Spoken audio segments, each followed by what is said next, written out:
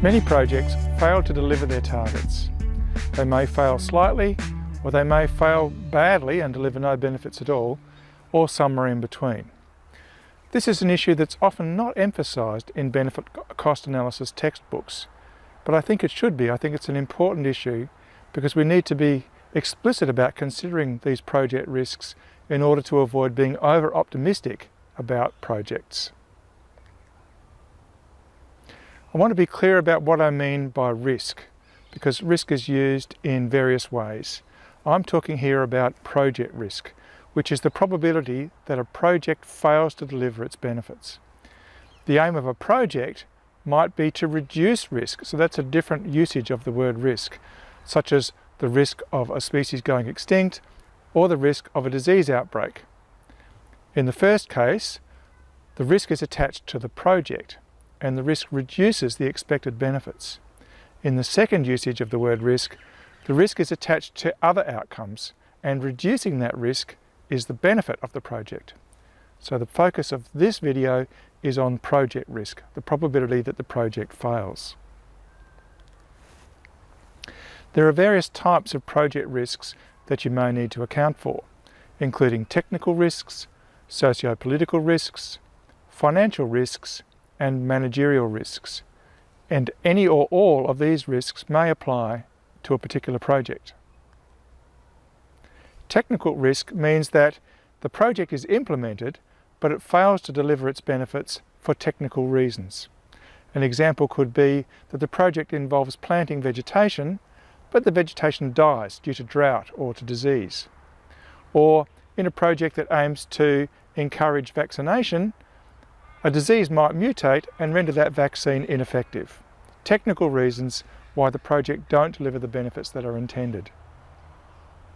These sorts of risks would be estimated by discussions with experts or experienced people who would be able to make judgments about how likely these technical risks are.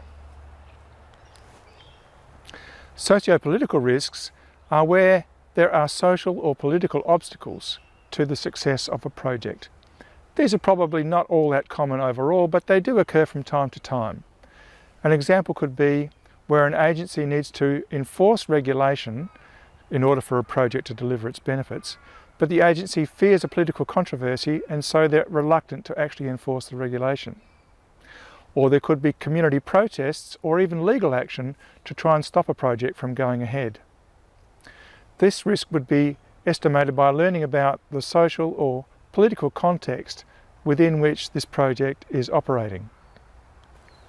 Financial risk. So this is where funding is required to maintain the benefits of a project in the long term, but that funding is not provided. So in that case, the benefits that were generated in the initial project phase may be lost. An example could be a project that reduces the population of feral animals, but then if no ongoing funding is provided, the population regrows and the benefits are lost. Estimating this risk requires knowledge of the body that's responsible for ongoing funding and some knowledge of how their decisions are made and what their priorities are. Managerial risks are also important in some cases, and they might include things like poor governance arrangements, poor relationships with partners, poor capacity of staff, poorly specified targets, milestones and timelines, and poor project leadership.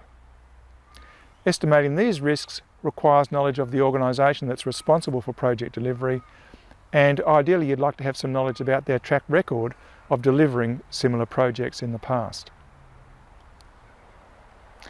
To include risks in our benefit cost analysis, we need to be able to represent them mathematically, quantitatively. How do we do this? It depends a bit on the nature of the risk. Some risks are all or nothing. They either occur and they have their full effect or they don't. An example could be legal action against the project, which either stops the project entirely or if it fails, the project can proceed and deliver its full benefits. However, other types of risks are more related to a continuous variable. Maintenance funding would be a good example. The level of maintenance funding that you get could be everything that you need, or it could be nothing at all, but it also could be some level of funding in between. Representing risk for continuous variables like that is possible, but it can get quite complex. At the same time, it's worth acknowledging that knowledge of these risks is usually quite limited. We're usually making estimates, expert judgments about what these risks actually are. And so a simplified approach is often okay. A simplified approach that I often use is to approximate all the risks as all or nothing, that binary approach to representing risks. And then we can think about the expected benefits of a project being proportional to the probability of the project not failing. And the probability of the project not failing is 1 minus the risk.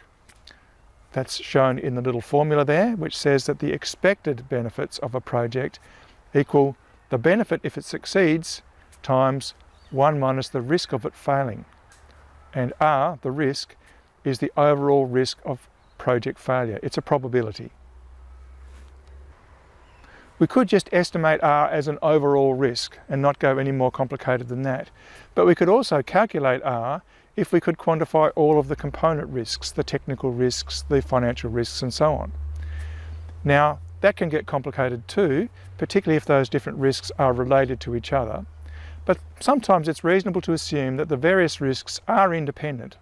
And if so, you could use a formula like the one shown here. 1 minus R equals 1 minus the technical risk times 1 minus the socio-political risk times 1 minus the financial risk, and so on. And all those together would give us 1 minus the overall risk. Of course, all of these risks are expressed as probabilities to make this maths work. One important complexity could be that the project risk not only reduces the expected project benefits, but also could reduce the project costs. For example, if legal action stops a project going ahead before the project has been implemented and before funding has been spent, then most of those costs that you expected to spend are not incurred. And so there's a saving on the cost side as well as a loss on the benefit side. So in that case, we may need to adjust the expected costs as well as the benefits. And this is really about thinking through the with versus without project scenario very clearly. What will happen to the benefits with versus without the project, and what will happen to the costs with versus without the project. Key points. We've heard about project risk, which is the probability that the project will fail to deliver its intended benefits. We've talked about how that project risk can consist of several different risks potentially coming together: technical risks, socio-political risks, financial risks, and managerial risks. Any or all of these risks might apply to a particular project. We've talked about how estimating project risks is subjective, and how including risk into a benefit cost analysis can get quite complex, but I've suggested a simplified approach that can make inclusion of risks quite practical.